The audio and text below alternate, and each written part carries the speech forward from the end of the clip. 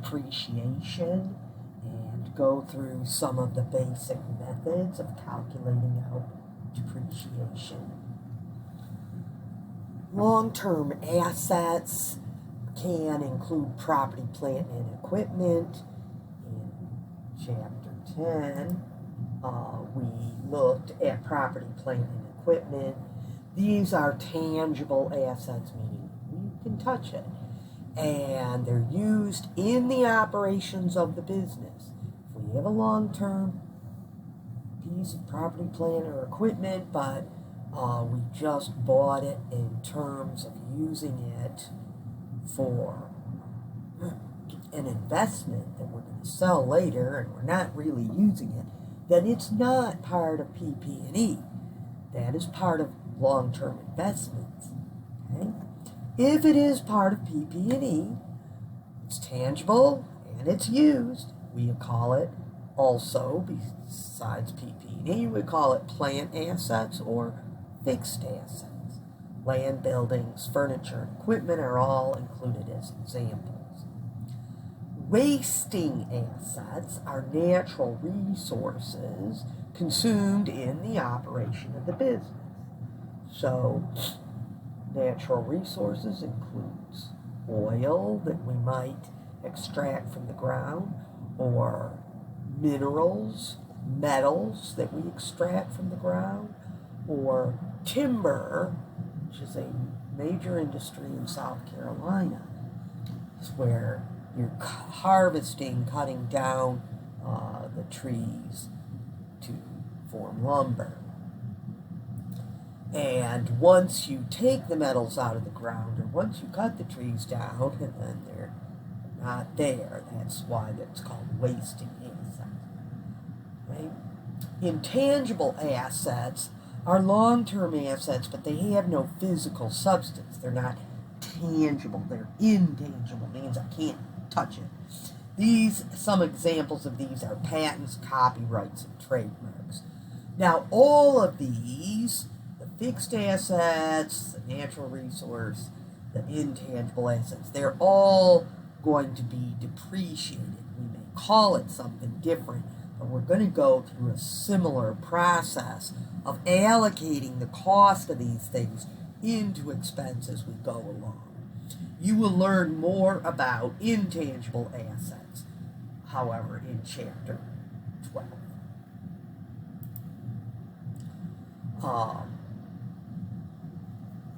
Okay, so these assets are used up as time goes by, and so we want a process that shows what we're using. We learned from Accounting 101 that when we use stuff, that's going to be an expense. So as we use these long-term assets, they need to go from asset cost to expense. Now, land is different because we can use land forever. So that becomes something we never depreciate land because of that reason. All right, so we have separate names for allocating the cost into expense.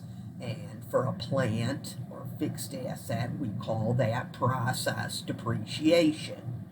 Note that even though you might use the word depreciation as a regular vocabulary word, meaning it has a loss of value, and that may be true, but to an accountant, depreciation is a process of allocating the cost of that asset into expense over the time that we are using it. It has nothing to do with the actual value of that asset. So we call depreciation is the cost allocation process for a plant asset. We call it depletion if we are allocating the cost of a natural resource, and we call it amortization if it's allocating the cost of an intangible asset. They are all a very similar process. They just have different words. Here shows depreciation expense whenever we actually depreciate something. Once we figure out how much we're going to depreciate, the date of our journal entry, of our adjusting entry, is going to be December 31st, if December 31st is the last day of the accounting fiscal year. Definitely, depreciation, cost allocation, adjustments are done on the last day of the fiscal year, whatever day that is. If we can do it, we can break it up into every month, in which case the last day of the month would show that month's worth of cost allocation or depreciation, and then on the last day of the fiscal year, we would adjust anything that needs to be adjusted as far as depreciation is concerned, so that by the end of the fiscal year, it's in there correctly. Now, depreciation expense is debited when we do this, and that, of course, as an expense, is going to go on the income statement. We're going to credit accumulated depreciation, which is a contra asset, so that reduces the asset. Now, the cost is how much did we pay for that asset when we bought it, okay? And we should have receipts. It's a very objective way of doing things. So the new, in the case of our example that we're going to go through, the new asset we're going to say had a cost of $10,000. The useful life is how long do we think that we're going to use the asset. Not how long will the asset be around, but how long do we think we're going to use it. Management, by the way, is responsible for this particular calculation of useful life. In our example, we're going to say that we're going to use this asset for 4 years. Now, salvage value is another thing that management has to calculate, and what that means is how much does management think we can sell this thing once we're done using it.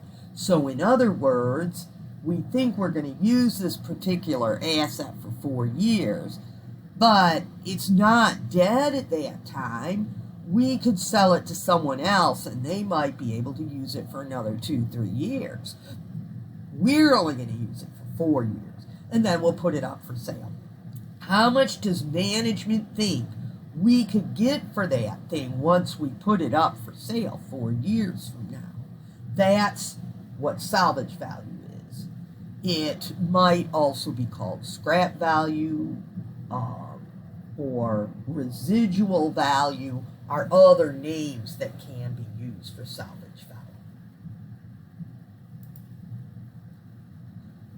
We have 4 of the most commonly used depreciation methods: straight line, double declining balance method. Oftentimes, the most common of the declining balance methods that's used is double. So double declining balance method is used most frequently. There's a sum of the year's digits method and a units of production method. Of these 4, sum of the year's digits method is hardly ever used, and I don't go through it. There are questions on Cengage where you have to calculate that. You can just leave that off and not concerned about it. Of course, there is software out there that can help calculate this stuff, and so in real life, when you're working somewhere, you will probably have software. And so, but you should understand how these things work. be able to go forward. So here's our formula for the straight line method. You learned this in Accounting 101. We're going to take the cost minus the salvage value. This gives us the depreciable cost, or the depreciable base. So our cost in our example was $10,000, and our salvage value that management thought we could sell it for at the end of the 4 years was $1,000. So 10 minus 1,000 is $9,000. So that's our depreciable cost, or our depreciable base, our numerator of our formula.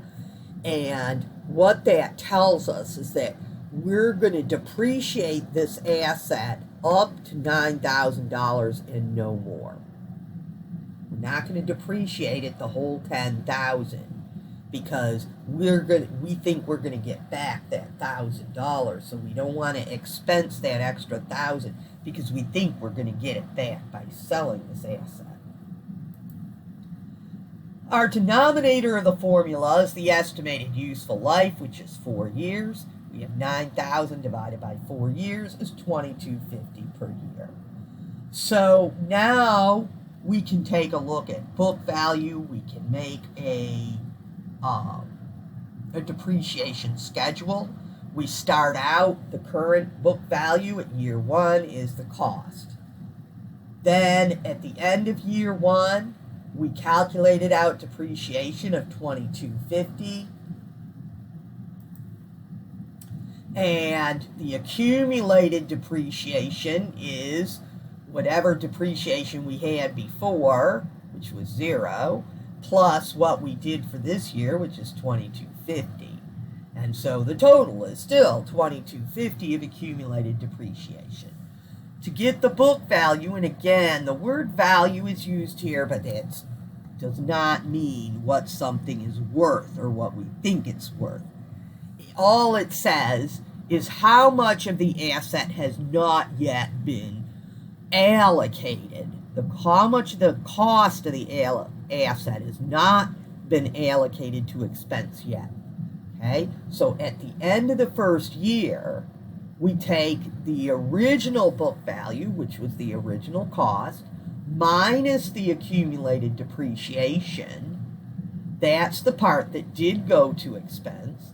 So $7,750 is the part that has not yet gone to expense, the book value. Okay? Now, next year, in year 2, we also have depreciation expense. Straight line means it just goes straight across. It's going to be $2,250, the same amount every year. Okay, so the second year, we also have $2,250. Okay, now how much is our accumulated depreciation? That's the $2,250 from this year plus the accumulated depreciation from last year. So $2,250 and $2,250 is $4,500. Now we calculate out the book value, which is the original $10,000, the original cost, minus the accumulated depreciation from right now, which is $4,500. So $10,000 minus $4,500 means $5,500 is the book value. $5,500 of this asset has not yet been depreciated.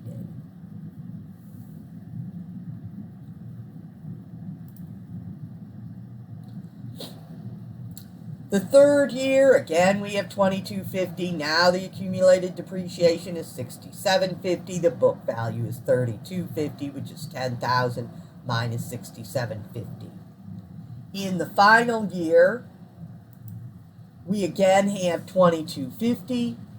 And if I take last year's accumulated depreciation, $6,750 plus the $2,250, that equals a total of $9,000. Which is the most that we can depreciate this. That was our depreciable base, our depreciable cost. And we've now reached that. That we cannot go in the accumulated depreciation column, we cannot go